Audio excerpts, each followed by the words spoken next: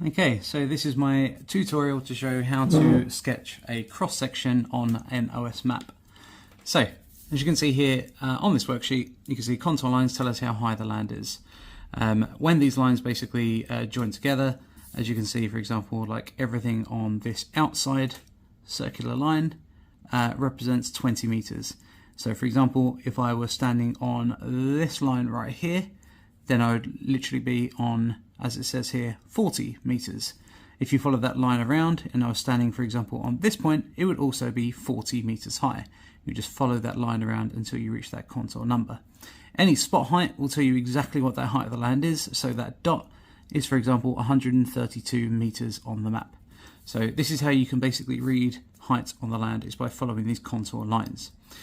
Most maps will go up in intervals of approximately 20 meters, as you'll see on the map in a second. One thing you really want to look out for are these very thick brown lines.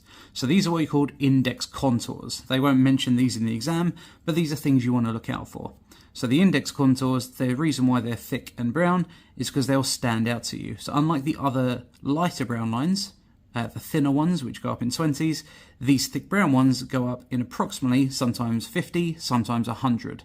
So you can see these ones in the worksheet, 100, that's 200, so this one in between will be 150, for example. So usually these show a 100 meter change in height. What we're going to do is we're going to use an example here of a cross-section. We're going to try and draw this all together. So on this map, which you've got here, this is Geitsida. It's asking you to basically find the grid reference of 580, 580 and 640, 580. So along the top of your map, as well as on the bottom of your map, you can see you've got these grid reference numbers. So we just saw, for example, right there on the worksheet, it said 580. So we know that there is the number that we're looking for, because 0 is obviously on the blue line. So that is our first number. And we know that obviously 640 are the next three numbers, so there's 640.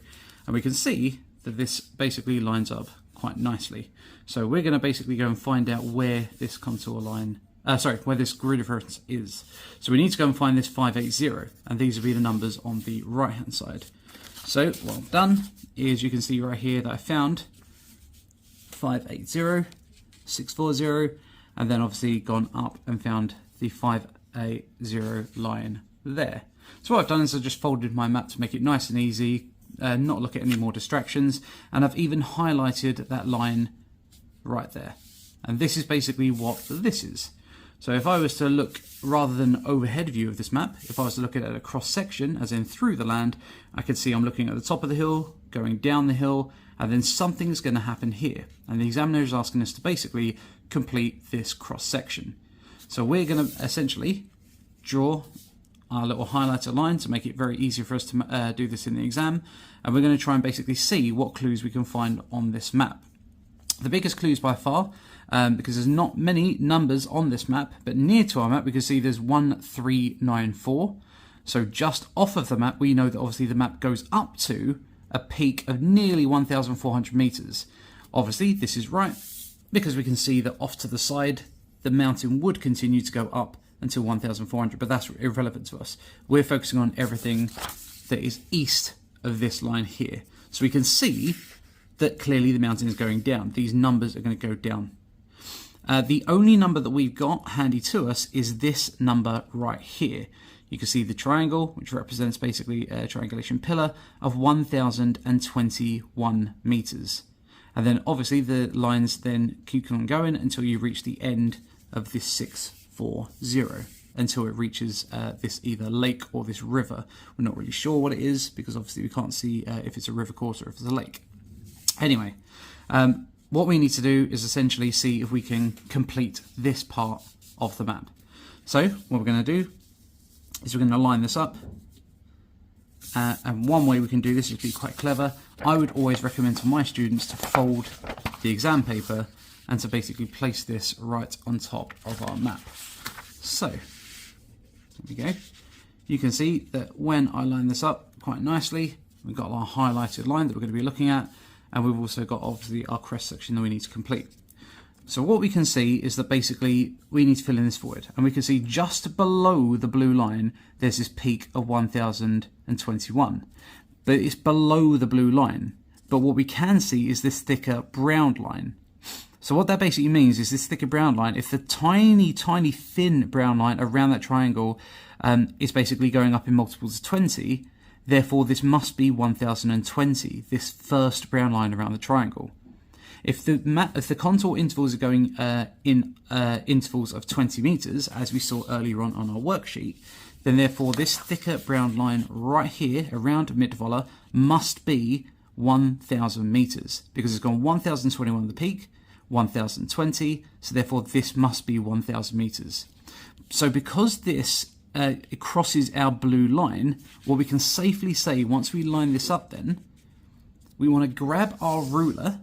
And this is how we do this. So you can see that basically on this blue line, that this first 1000 meters is right here. So what we're going to do is we're going to follow this up. Now you can draw it very lightly, but you don't want to. You're going to want to get rid of these afterwards once you've plotted them. You can see there's my 1000 meters on the side. So what I want to do is basically I'm just going to draw a very light line, and I'm also going to find the other 1000 meters there because it also crosses the blue line. So I'm going to draw another very faint blue line. So basically we know that on this blue line, this is where the mountain is going to reach a peak of. So when we find our 1000 meters, you can see it on the side, we're going to grab our ruler, and we're going to go across. Now you're not going to do anything except put a little scatter, as if you're doing a little scatter graph, and you're going to put a little cross there, because that's right next to the 1000 meters, and you can put another one there. And what you can do is you can then rub out these other lines you've just drawn, but keep the scatter there. They're going to be very, very important. Perfect. So basically you know that this right here at Mittwolle is where the mountain goes up. All the way where you come down this mountain, there's clearly another rise. The examiner's kind of shown you this. And we can see this because there is a little lake, a little river. It says Sor Lasua and Locken. So we know there's a little river running through this mountain. So this is a tiny little valley. So we know that if we line our thing back up, we know that therefore there's a river right here. And it makes perfect sense. If you were to look through this mountain valley from a cross section, you would know there's a river there. So we can basically keep that mental note of where that is. So we know that if you were to follow this, that this contour line right there would dip below 900 meters. So we know that therefore this has to be approximately 880. So what we're going to do is we're going to continue going up the mountain until we can basically find there's our next point. So if this brown line represents 1000, we know this one has to be 980. We know this one has to be 960. This one has to be 940, 920, 900. And the perfect thing is we know that that is where the examiner has basically led us to this point where this plot, they've left us the last one is 900. So all we're going to do is make sure that the edges of our graph are lined up. And I do apologise, the printing is just a little bit off. It will be perfect in your exams. We line it up with these blue lines. And so we know that therefore, if this is the 1000, we plotted it, then this one here is going to be the 980. So once again, they've only given you 900 to 1000. So approximately 980 would be about there. 960 would be about here. 940, 920. This is approximate. You don't have to be absolutely exact, but you do need to try and plot it as precise as you can. This is going to be, therefore, your 980. So you're going to basically try and follow this best you can. To help yourself out by basically maybe rotating the ruler, I would say the easiest thing to do is by follow this 980 line up. We know that's 980. We know this is 960. We know this is 940, and so on and so forth. So we know if we do our little bit across, we know that's the 980 bit. There's my little cross. There's 960. There's 940.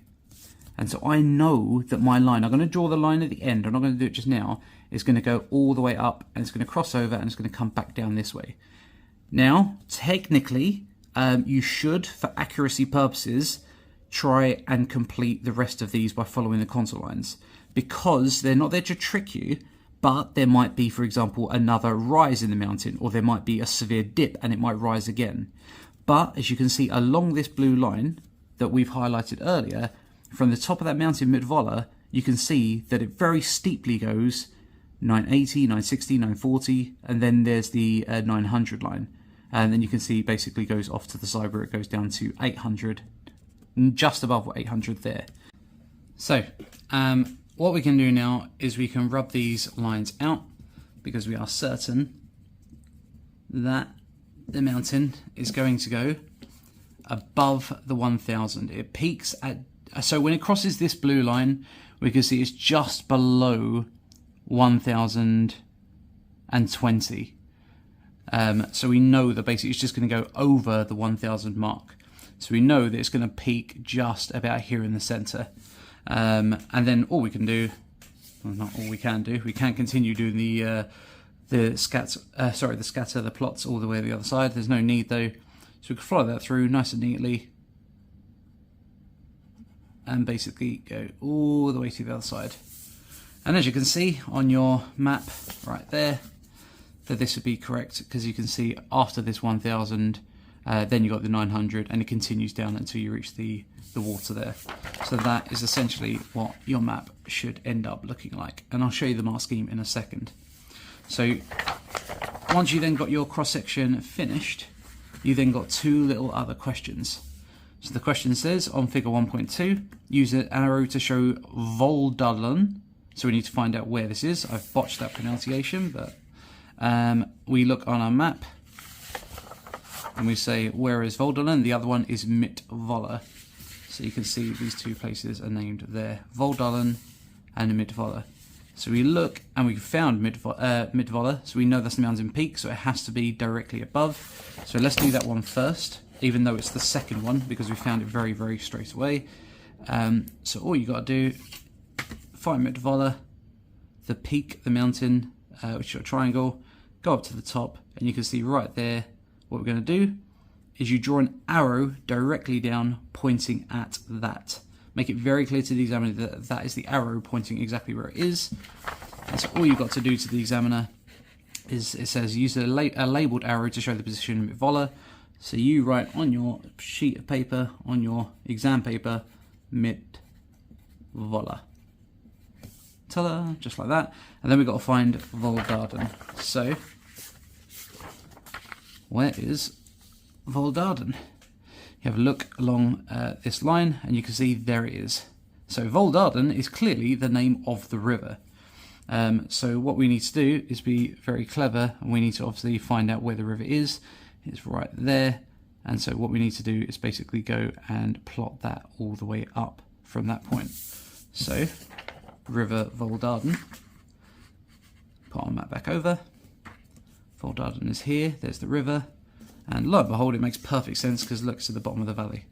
So take our ruler there, draw our arrow coming down, point at the bottom of the river valley, and we say, make sure you got the spelling correct, that'd be a disaster. Put Voldalen. And your end cross section should look like that. Thank you for watching, and I'll show you the mark scheme in a second.